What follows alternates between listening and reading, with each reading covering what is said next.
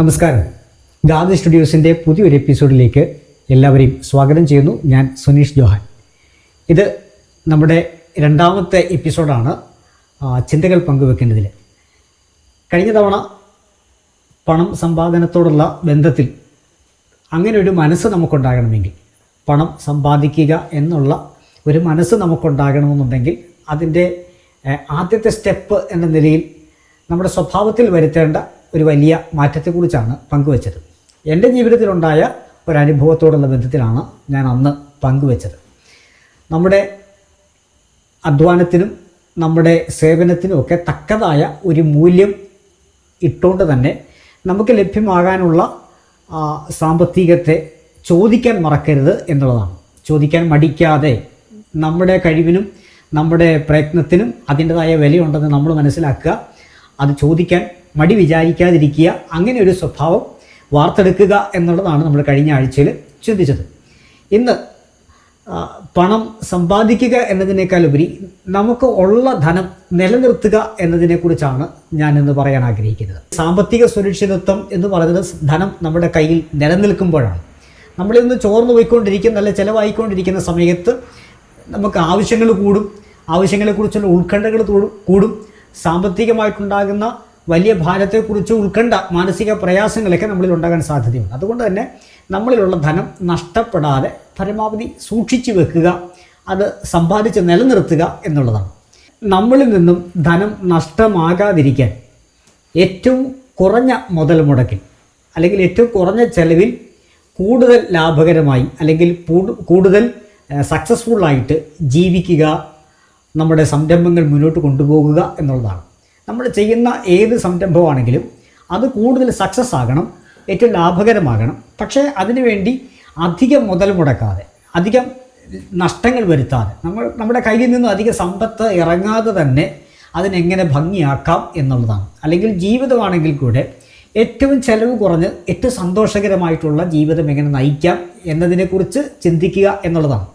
അങ്ങനെ ചിന്തിക്കാൻ നമ്മൾ തയ്യാറായാൽ നമ്മുടെ കയ്യിലുള്ള ധനം അധികം ചെലവാകാതെ കൂടുതൽ സന്തോഷം കണ്ടെത്താൻ, അല്ലെങ്കിൽ നമ്മുടെ പ്രയത്നങ്ങൾ സക്സസ് ആക്കാനായിട്ട് കഴിയും. അപ്പോൾ അതിനുള്ള വളരെ പ്രധാനപ്പെട്ട ചില കാര്യങ്ങളാണ്. നമ്മളെ സംബന്ധിക്കുന്ന ഏറ്റവും വലിയ, ഈ കാലഘട്ടത്തിൽ ഉണ്ടാകുന്ന ഏറ്റവും വലിയ ഒരു പ്രശ്നം എന്ന് വെച്ചാൽ നമുക്ക് എല്ലാം തന്നെ ചെയ്യാനായിട്ടുള്ള ബുദ്ധിമുട്ടുകളാണ്. അതാണ് ഒന്നാമത്തെ പ്രശ്നം, അലസതയാണ്. എല്ലാവർക്കും പൊതുവേ ഉള്ള ഒരു സ്വഭാവമാണ് ഇന്ന്. കാരണം മറ്റു പലതിനെ ആശ്രയിക്കുക, അല്ലെങ്കിൽ സഹായികളെ ആയിരിക്കും, അങ്ങനെ പലരെ ആശ്രയിക്കുന്ന, മറ്റുള്ളവരെ ആശ്രയിക്കുന്ന, മറ്റുള്ള ചില സാഹചര്യങ്ങളിൽ മറ്റുള്ളവരുടെ സമയത്തെ ആശ്രയിക്കുന്ന സ്വഭാവം നമ്മളിലുണ്ടാകും. നമ്മൾ അലസരാകും തോറും മറ്റുള്ളവരെ ഡിപ്പെൻഡ് ചെയ്യേണ്ടതായിട്ട് വരും. നമ്മളിലുള്ള മൂലധനം, അല്ലെങ്കിൽ നമ്മൾ കയ്യിലുള്ള ധനം നഷ്ടമാകാതിരിക്കണമെന്നുണ്ടെങ്കിൽ പരമാവധി കാര്യങ്ങളൊക്കെ നമ്മൾ തന്നെ ചെയ്യുക എന്നുള്ളതാണ്. നമ്മൾ ചെയ്യുന്ന ബിസിനസ്സിലായാലും ഏതൊരു സംരംഭമാണെങ്കിലും നമ്മുടെ ജീവിതത്തിലെ പ്രധാനപ്പെട്ട കാര്യങ്ങളാണെങ്കിലും അതിൽ നമുക്ക് ചെയ്യാൻ കഴിയുന്ന കാര്യങ്ങളൊക്കെ നമ്മൾ തന്നെ ചെയ്യുക എന്നുള്ളതാണ്. അപ്പോൾ അലസത ഒഴിവാക്കുക, കാര്യങ്ങൾ കൂടുതൽ വേഗത്തിൽ വളരെ കാര്യപ്രാപ്തിയോടുകൂടി നമ്മൾ തന്നെ ചെയ്യാനായിട്ട് മുൻകൈ എടുക്കുക. എൻ്റെ ഒരു അനുഭവം പറയുകയാണെങ്കിൽ, നമ്മൾ ഈ യൂട്യൂബ് ചാനൽ തുടങ്ങുന്ന സമയത്ത് ആദ്യമായിട്ട് നമ്മൾ യൂട്യൂബ് ചാനൽ അപ്ലോഡ് ചെയ്തത് ഒരു ക്രിസ്ത്യൻ ഡിവോഷണൽ സോങ്ങാണ്. ആ പാട്ട് എഴുതിയതും അതിന് ട്യൂൺ ചെയ്തതും അത് പാടിയിട്ടിരിക്കുന്നതും അതിന് ബാക്ക്ഗ്രൗണ്ട് മ്യൂസിക് ചെയ്തിരിക്കുന്നതും ഞാനാണ്. ആ വീഡിയോ ഡയറക്റ്റ് ചെയ്തത് എൻ്റെ ബ്രദറാണ്. ഞങ്ങളത് 2 തവണയായിട്ടാണ് അത് ഷൂട്ട് ചെയ്തിരിക്കുന്നത്. ആദ്യത്തെ തവണ അത് 2021 നമ്മളത് ആ ഒരു വീഡിയോ രൂപപ്പെടുത്തുന്നത്. അന്ന് 2 തവണയായിട്ട് ഷൂട്ട് ചെയ്തു. ആദ്യം ഞങ്ങൾ ഒരു തവണ ഷൂട്ട് ചെയ്തു. ഷൂട്ടിംഗ് എല്ലാം കഴിഞ്ഞ് അതിൻ്റെ എഡിറ്റിംഗ് കഴിഞ്ഞ സമയത്ത് ഞങ്ങൾക്ക് അത്രയ്ക്ക് തൃപ്തി വന്നില്ല. അപ്പോൾ വീണ്ടും ഒന്നുകൂടി ഷൂട്ട് ചെയ്യണമെന്ന് തോന്നി, വീണ്ടും പോയി ഷൂട്ട് ചെയ്തു. അങ്ങനെ 2 തവണയായിട്ട് ഷൂട്ട് ചെയ്തിട്ടാണ് ആ ആൽബം, ആ ക്രിസ്ത്യൻ ഡിവോഷണൽ ആൽബം നമ്മൾ ഇതിനകത്തേക്ക് അപ്ലോഡ് ചെയ്തത്. ഇതിപ്പോൾ 2024 ഇത്രയും വർഷങ്ങൾക്ക് മുൻപ് തന്നെ 70,000 രൂപയോളം ആ ചെറിയൊരു ആൽബത്തിന് വേണ്ടി ചിലവഴിക്കേണ്ടി വന്നു. ഒരുപാട് കാര്യങ്ങൾ പഠിച്ചും പ്ലാൻ ചെയ്തൊക്കെയാണ് ചെയ്തത് എങ്കിൽ തന്നെ ഒരു വലിയ തുക അതിനുവേണ്ടി മുടക്കേണ്ടി വന്നു. ഞങ്ങളെ സംബന്ധിച്ച് ഇതൊരു വലിയ തുകയാണ്. അങ്ങനെ വലിയൊരു എമൗണ്ട് അതിനു വേണ്ടി ചിലവഴിക്കേണ്ടി വന്നു. അതിനുശേഷം കുറേ നാളുകൾക്ക് ശേഷം മറ്റൊരു ആൽബം, ഒരു തമിഴ് ആൽബം എൻ്റെ ഒരു ഫ്രണ്ട് എഴുതിയതാണ്, തമിഴാണ്. ആ ഒരു പാട്ടിനും ഞാനാണ് മ്യൂസിക് കൊടുത്തിരിക്കുന്നതും അതിന് ബാക്ക്ഗ്രൗണ്ട് മ്യൂസിക് ചെയ്തിരിക്കുന്നത് ഞാനാണ്. അതിൻ്റെ വീഡിയോ ഡയറക്ഷൻ ചെയ്തിരിക്കുന്നത് എൻ്റെ അനിയൻ ബ്രദറാണ്, സാബു തന്നെയാണ്. അപ്പം അത് കുറച്ചുകൂടെ ചിലവ് ചുരുക്കി ചെയ്യാനായിട്ട് ഞങ്ങൾ പഠിച്ചു. കുറച്ചുകൂടെ ചിലവ് ചുരുക്കി ചെയ്തെങ്കിലും അതും ചിലവേറിയത് തന്നെയായിരുന്നു. അപ്പോൾ ഈ 2 സംരംഭങ്ങൾ നടന്ന സമയത്തും ഞങ്ങൾക്ക് ഒരുപാട് നഷ്ടങ്ങൾ വന്നിട്ടുണ്ട്. ഒരുപാട് സാമ്പത്തികം ഞങ്ങളുടെ ഇത് ചിലവഴിച്ചു.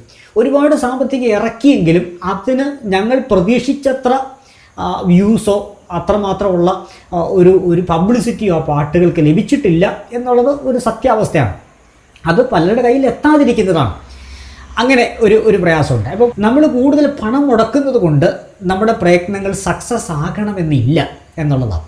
അപ്പോൾ കൂടുതൽ സമ്പത്ത് മുടക്കുക എന്നുള്ളതല്ല, വളരെ ചുരുങ്ങിയ ചെലവിൽ നമുക്ക് കൂടുതൽ ഭംഗിയായിട്ട് നമുക്ക് സക്സസ് ആകുന്ന, നമുക്ക് ഗുണകരമാകുന്ന രീതിയിലേക്ക് കാര്യങ്ങൾ ചെയ്യാൻ കഴിയും.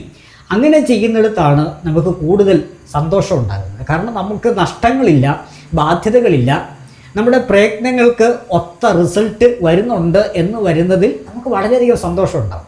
അപ്പോൾ പരമാവധി കാര്യങ്ങൾ നമ്മൾ ചെയ്യാം. അന്ന് ഉണ്ടായ ചിലവുകൾ എന്നൊക്കെ പറഞ്ഞാൽ ഞങ്ങൾ മറ്റുള്ള ഒരുപാട് പേരെ ആശ്രയിക്കേണ്ടി വന്നു എന്നുള്ളതാണ്. പക്ഷേ അതിന് ശേഷം ഞാനൊരു ക്യാമറ എടുത്തു. അത്യാവശ്യം ആൽബം ഒക്കെ ഷൂട്ട് ചെയ്യാൻ പറ്റുന്ന, ഷോർട്ട് ഫിലിമൊക്കെ പിടിക്കാവുന്ന ഒരു ക്യാമറ എടുത്തു. ഞാനൊരു ക്യാമറമാൻ ആയിരുന്നില്ല. പിന്നീട് ക്യാമറ ചെയ്യാൻ ഞാൻ പഠിച്ചു, എൻ്റെ ബ്രദർ പഠിച്ചു, എൻ്റെ വൈഫ് പഠിച്ചു. ഇങ്ങനെ അത്യാവശ്യം ക്യാമറ കൈകാര്യം ചെയ്യാനൊക്കെ പഠിച്ചപ്പോൾ ഒരുപാട് കാര്യങ്ങൾ നമുക്ക് തന്നെ ചെയ്യാൻ പറ്റും. അപ്പോൾ നമുക്ക് എഡിറ്റിംഗ് അറിയത്തില്ല, കമ്പ്യൂട്ടറിൻ്റെ ഒരു കാര്യങ്ങളും വേണ്ടത്ര അറിവില്ലാതെയായി ഇത് ആരംഭിക്കുന്നത്. പക്ഷേങ്കിൽ നമുക്ക് വീഡിയോ എഡിറ്റിംഗ് പഠിക്കാനായിട്ടുള്ള ഒരു താല്പര്യം ഉണ്ടായി. അപ്പം നമ്മൾ തന്നെ ആ വർക്കുകളൊക്കെ ചെയ്യാൻ തുടങ്ങി. അതുപോലെ തന്നെ ബാക്ക്ഗ്രൗണ്ട് മ്യൂസിക് നമ്മൾ വേറൊരാൾ ഒരു ഓർക്കസ്ട്രേഷൻ ചെയ്യുന്ന ഒരാളെടുത്ത് ചെല്ലുമ്പോൾ ഉണ്ടാകുന്ന വമ്പൻ ചിലവ് അത് മീറ്റ് ചെയ്യാൻ വളരെ പ്രയാസമായി തോന്നിയതുകൊണ്ട് ഞാനൊരു കീബോർഡ് ആർട്ടിസ്റ്റാണ്. പക്ഷേ ബാക്ക്ഗ്രൗണ്ട് മ്യൂസിക് എങ്ങനെ ഒരു സോഫ്റ്റ്വെയർ ചെയ്യണമെന്ന് അറിയത്തില്ലായിരുന്നു. അപ്പോൾ അത് പഠിച്ചിട്ട് തന്നെ അങ്ങ് ചെയ്തു. കുറേ ദിവസങ്ങൾ എടുത്താണത് ചെയ്തത്. അങ്ങനെയൊക്കെ നമ്മൾ തന്നെ പല കാര്യങ്ങളും ചെയ്യാൻ തുടങ്ങിയ സമയത്ത് അതിൻ്റെ ചിലവ് കുറഞ്ഞു. അപ്പോൾ ചുരുങ്ങിയ ചിലവിൽ നമ്മൾ ചെയ്തെടുത്ത് അപ്ലോഡ് ചെയ്യുന്ന വീഡിയോയ്ക്ക് അതിന് വ്യൂസ് കുറഞ്ഞാലും അതിന് നമ്മൾ പ്രതീക്ഷിക്കുന്ന പബ്ലിസിറ്റി സാവകാശം ലഭിക്കുന്നതിൽ നമുക്ക് സമ്മതമാണ്. അപ്പോൾ നമുക്ക് നമ്മുടെ കാര്യങ്ങൾ, ജീവിതത്തിൻ്റെ കാര്യങ്ങൾ അധികം മുതൽ മുടക്കില്ലാതെ കൂടുതൽ സന്തോഷകരമായി ആനന്ദകരമായി ചെയ്തെടുക്കണമെന്നുണ്ടെങ്കിൽ നമ്മുടെ ലൈഫിൽ നിന്നും ആദ്യം മാറ്റേണ്ടത് അലസത എന്ന് പറയുന്നതാണ്. ചെയ്യാനുള്ള മടിയാണ്. മറ്റുള്ളവരെ ഡിപ്പെൻഡ് ചെയ്യാൻ നിൽക്കുക, അല്ലെങ്കിൽ മറ്റുള്ളവരുടെ സമയത്തിന് വേണ്ടി കാത്തു നിൽക്കുക, അതങ്ങ് മാറ്റിവെച്ചിട്ട് നമുക്ക് തന്നെ ഇറങ്ങി പ്രവർത്തിക്കാൻ അതിനുള്ള താല്പര്യം ഉണ്ടാക്കിയെടുക്കുക, ഇറങ്ങി വർക്ക് ചെയ്യാനുള്ള സമയം കണ്ടെത്തുക എന്നുള്ളതാണ് ഒന്നാമത്തെ കാര്യം. രണ്ടാമതായിട്ട് നമ്മളിതിന് കൂടുതൽ അറിവ് സമ്പാദിക്കുക എന്നുള്ളതാണ്. നമ്മൾ ചെയ്യുന്ന കാര്യങ്ങൾ സക്സസ് ആകണം, പക്ഷേ നമുക്കധികം മൂലധനമായിട്ട് ഇറക്കാനില്ല. കുറഞ്ഞ ചിലവിൽ കൂടുതൽ സക്സസ് ആകുക. അത് ജീവിതത്തിലാണെങ്കിലും ചിലവ് ചുരുക്കിയിട്ട് കൂടുതൽ സന്തോഷകരമായിട്ടുള്ള ജീവിതം നയിക്കുക. ഇതിന് ഏറ്റവും ബെറ്ററായിട്ടുള്ള ഐഡിയ കൂടുതൽ അറിവ് നേടുക എന്നുള്ളതാണ്. നമുക്ക് ജീവിതത്തെക്കുറിച്ച് നല്ല അറിവ് നേടണം. മറ്റുള്ള നല്ല ഉപദേശകന്മാരുടെ ഉപദേശങ്ങൾ, ഒരുപാട് പുസ്തകങ്ങൾ വായിക്കുക, ഓൺലൈൻ മീഡിയയിലേക്കുള്ള നല്ല നല്ല കാര്യങ്ങൾ അതിനുവേണ്ടി സമയം ചെലവഴിക്കുക. അപ്പം നല്ല റോൾ മോഡലുകളെ കണ്ടെത്തുക, അവരെക്കുറിച്ചൊക്കെ കൂടുതലായിട്ട് അറിയുക. നമ്മൾ എന്ത് കാര്യം ചെയ്യുന്നോ ആ കാര്യം വളരെ സക്സസ്ഫുള്ളായിട്ട് ചെയ്തിട്ടുള്ളവരുടെ അനുഭവങ്ങൾ കേൾക്കുക, അവർ പോയ വഴികൾ പരിശോധിക്കുക. നമ്മൾ ചെയ്യാൻ ആഗ്രഹിക്കുന്ന കാര്യങ്ങളുടെ ഒരു റൂട്ട് മാപ്പ് മുമ്പേ തയ്യാറാക്കി അത് ഏറ്റവും നന്നായി പഠിച്ച് കാര്യങ്ങൾ ചെയ്യുക എന്നുള്ളതാണ്.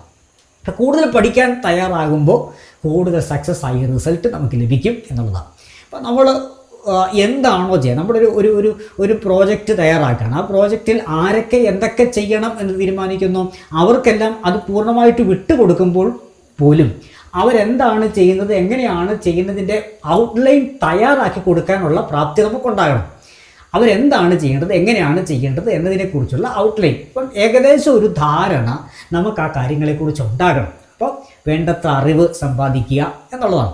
ഇപ്പം ഞാൻ പറഞ്ഞല്ലോ, ഇതിനു വേണ്ടി ഈ യൂട്യൂബ് സംബന്ധമായിട്ടുള്ള കാര്യങ്ങളിൽ അത് കേവലം വ്ലോഗിന് വേണ്ടിയല്ല, ആർട്ട് സംബന്ധിച്ച്, മ്യൂസിക് ആർട്ട് സംബന്ധിച്ച് തന്നെ ഓർക്കസ്ട്രേഷൻ ചെയ്യാൻ പഠിക്കുന്നു, അല്ലെങ്കിൽ വീഡിയോ എഡിറ്റ് ചെയ്യാൻ പഠിക്കുന്നു, ക്യാമറ ചെയ്യാനായിട്ട് പഠിക്കുന്നു, ഡ്രൈവിങ് തന്നെ ചെയ്യുന്നു. അങ്ങനെയൊക്കെയുള്ള ഒരുപാട് കാര്യങ്ങൾ നമ്മൾക്ക് തന്നെ ചെയ്യാൻ പറ്റുന്ന കാര്യങ്ങൾ ചെയ്യുക എന്നതുപോലെ തന്നെ ആ ചെയ്യാനുള്ള നൈപുണ്യം നേടുക എന്ന് പറയുന്നത് വളരെ വിലപ്പെട്ട കാര്യമാണ്.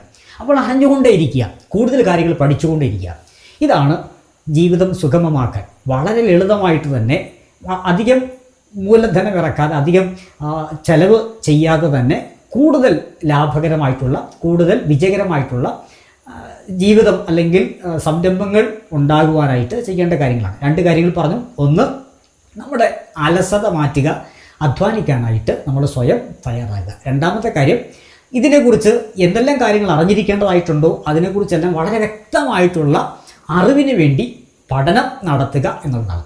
മൂന്നാമത്തെ കാര്യം, നമ്മളൊരു കാര്യത്തിലൂടെ ഇറങ്ങുമ്പോൾ അതിനൊരുപാട് തടസ്സങ്ങളുണ്ടാകും, അതിനൊരുപാട് പ്രതിസന്ധികളുണ്ടാകും. പല കാര്യങ്ങളും തക്ക സമയത്ത് നമുക്ക് വന്നു ചേരണമെന്നില്ല, അതൊക്കെ അന്വേഷിക്കേണ്ടതായിട്ട് വരും. പല കാര്യങ്ങൾക്ക് വേണ്ടി ഇറങ്ങിത്തിരിക്കുമ്പോൾ പലരും നമുക്ക് തടസ്സമായെന്ന് വരും, പലതും അസാധ്യമായെന്ന് വരും. അങ്ങനെയുള്ള സാഹചര്യങ്ങൾ വരുന്ന സമയത്ത് ഇത്തരം പ്രശ്നങ്ങളൊക്കെ അതിജീവിക്കാനായിട്ട് മനസ്സിനെ പഠിപ്പിച്ചെടുക്കുക എന്നുള്ളതാണ്. സ്വാഭാവികമായിട്ട് നമ്മൾ ചെയ്യുന്ന ഏതൊരു സംരംഭത്തിനും പലതരത്തിലുള്ള ചോദ്യങ്ങൾ മുന്നിൽ വരും. ഇത് സാധ്യമാണോ, സാധ്യമാകത്തില്ല എന്നൊക്കെ വരുന്ന തരത്തിലുള്ള ചിന്തകൾ ഉണ്ടാകുന്ന തരത്തിൽ ഒരുപാട് പ്രതിസന്ധികൾ നമുക്കുണ്ടാകും. പലതും സാമ്പത്തിക പ്രശ്നങ്ങളായിരിക്കാം, അല്ലെങ്കിൽ നമുക്ക് അതിനുള്ള സൗകര്യങ്ങൾ ലഭിക്കാത്തതായിരിക്കാം, അല്ലെങ്കിൽ നമുക്ക് അനുകൂലമായിട്ടുള്ള പങ്കാളികളെ ലഭിക്കാത്തതായിരിക്കാം. ഇങ്ങനെയൊക്കെ വരുന്ന സമയത്ത് നമുക്ക് മുന്നോട്ട് പോകാനായിട്ടൊരു ഒരു ഒരു വളരെ വേഗത കുറവ് വരും. ഈ വേഗത കുറയുന്ന സമയത്ത് ഈ പ്രശ്നങ്ങളെ, വേഗത കുറയുന്നു എന്നുള്ള സ്വപ്നങ്ങൾ സാക്ഷാത്കരിക്കാനുള്ള കാലതാമസം, സ്വപ്നങ്ങൾ സാക്ഷാത്കരിക്കാനുള്ള തടസ്സങ്ങൾ, ഇതൊക്കെ നേരിടുന്ന സമയത്ത് ഇതിനൊക്കെ ഓവർകം ചെയ്യാനായിട്ടുള്ള, മടുത്തു പോകാതെ ഇതിനൊക്കെ ഓവർകം ചെയ്യാനായിട്ടുള്ള ഒരു മാനസിക പരിപക്വത ഉണ്ടാക്കിയെടുക്കുക എന്നുള്ളതാണ്.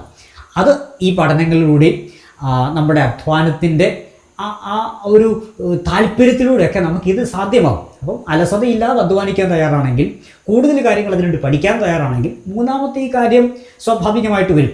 നമുക്ക് ഉണ്ടാകുന്ന പ്രതിസന്ധികളെ തരണം ചെയ്യാനായിട്ട് മനസ്സിന് ഒരു പക്വത ഉണ്ടാകും.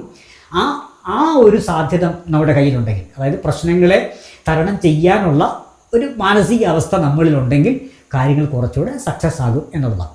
നാലാമത്തെ കാര്യം പറയാം. നാലാമത്തെ കാര്യം മറ്റൊന്നുമല്ല, നമ്മുടെ കൂടെ നമ്മൾ ചെയ്യാൻ ആഗ്രഹിക്കുന്ന ഈ പ്രവൃത്തിയിൽ നമ്മൾ ആരെയൊക്കെ പങ്കാളികളാക്കുന്നു അവരെ കൂടുതലായിട്ട് വാച്ച് ചെയ്യണം, അവരെ ശ്രദ്ധിക്കണം.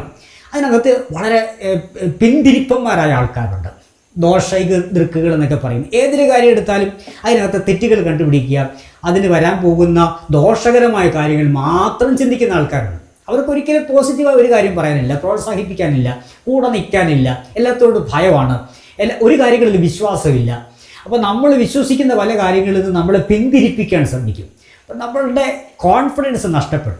അതുകൊണ്ട് നമ്മുടെ വിശ്വാസത്തെ കെടുത്തി കളയുന്ന, നമ്മുടെ കോൺഫിഡൻസ് നഷ്ടപ്പെടുത്തി കളയുന്ന, നമ്മുടെ ആത്മധൈര്യം ചോർന്നു പോകാൻ കാരണക്കാരാകുന്ന ആളുകളെ കണ്ടെത്തി അവരെ ഈ ഫീൽഡിൽ നിന്നും, നമ്മുടെ സൗഹൃദ വലയങ്ങളിൽ നിന്നും പതിയെ പതിയെ ഒഴിവാക്കുക എന്നുള്ളതാണ്. അപ്പോൾ നെഗറ്റീവ് കമൻസ് അടിക്കുന്ന, നമ്മളെ പിന്തിരിപ്പിക്കാൻ ശ്രമിക്കുന്ന ആളുകളെ വളരെ നയപരമായിട്ട് അവരെ പിന്തിരിപ്പിച്ച് നമ്മളിൽ നിന്ന് മാറ്റുക, ഒഴിവാക്കുക എന്നുള്ളതാണ് നാലാമത്തെ കാര്യം. ചുരുങ്ങിയ ചെലവിൽ നമ്മുടെ ഉദ്യമം വളരെ സക്സസ് ആയി ചെയ്ത് അവസാനിപ്പിക്കാനുള്ള അഞ്ചാമത്തെ കാര്യം, നല്ല റിസൾട്ടിന് വേണ്ടി അവസാന നിമിഷം വരെ കാത്തിരിക്കുക, അത് ക്ഷമയോടെ കാത്തിരിക്കുക എന്നുള്ളതാണ്.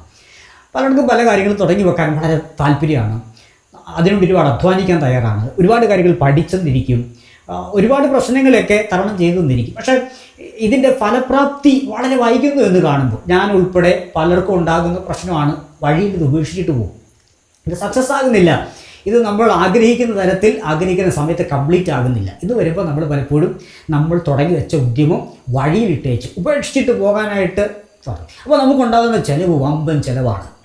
ചെറിയ ചിലവിലാണ്, ചെറിയ മുതൽ മുടക്കിലാണ് തുടങ്ങിയെന്ന് പറഞ്ഞാലും ഇത് ലാഭമില്ലാതെ അല്ലെങ്കിൽ ഇത് പൂർത്തീകരിക്കാതെ നമ്മൾ അവസാനിപ്പിച്ചാൽ നമ്മുടെ സമയം വേസ്റ്റാണ്, നമ്മൾ അതിനുവേണ്ടി ചിലവഴിച്ച പണം വേസ്റ്റാണ്, അത് എന്തുമാത്രം പബ്ലിസിറ്റി ചെയ്ത് അതൊക്കെ നമുക്ക് നാണക്കേടുകളായി മാറും, ഒരുപാട് കാര്യങ്ങൾ നഷ്ടമായി മാറും. അപ്പം അവസാനം വരെ, അതിൻ്റെ ഫലപ്രാപ്തി എത്തുന്നത് വരെ ക്ഷമയോടെ കാത്തിരിക്കുക എന്ന് പറയുന്നതും നമ്മുടെ ജീവിത വിജയത്തിന് വളരെ ആവശ്യമാണ്.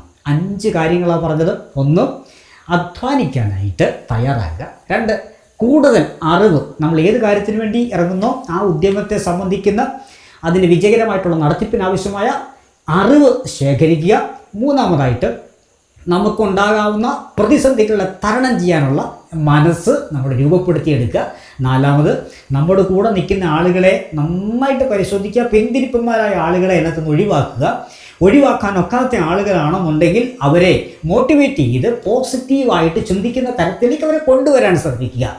അഞ്ചാമത്തെ കാര്യം, നമ്മൾ ക്ഷമയോടെ നല്ല റിസൾട്ടിന് വേണ്ടി കാത്തിരിക്കുക. അങ്ങനെയാണെങ്കിൽ നമ്മുടെ ചുരുങ്ങിയ ചെലവിലുള്ള വിജയകരമായിട്ടുള്ള ജീവിതം, ചുരുങ്ങിയ ചെലവിലുള്ള വിജയകരമായിട്ടുള്ള സംരംഭങ്ങൾ നമുക്ക് നടപ്പിലാക്കാൻ, പൂർത്തീകരിക്കാൻ നമുക്ക് സാധിക്കും. അതിന് അവസരങ്ങൾ ഒരുങ്ങട്ടെ എന്ന് ആത്മാർത്ഥതയോടെ ആശംസിക്കുന്നു. നന്ദി, നമസ്കാരം.